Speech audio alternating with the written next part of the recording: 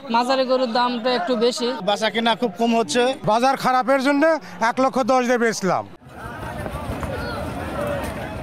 কুরবানি ঈদের বাকি সপ্তাহ তিনেক, এর মধ্যেই গরু বেচাকেনায় জমজমাট নওগাঁর মাতাজি হাটে।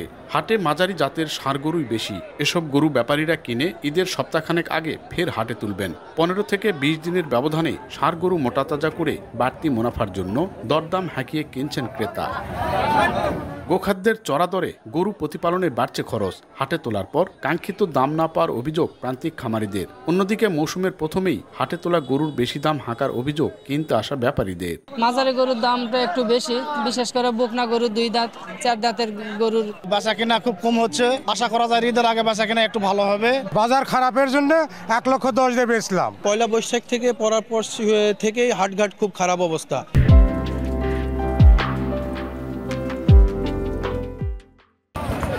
নওগাঁর 11 উপজেলায় চলতি বছর কোরবানির পশুর হাট বসবে 74টি।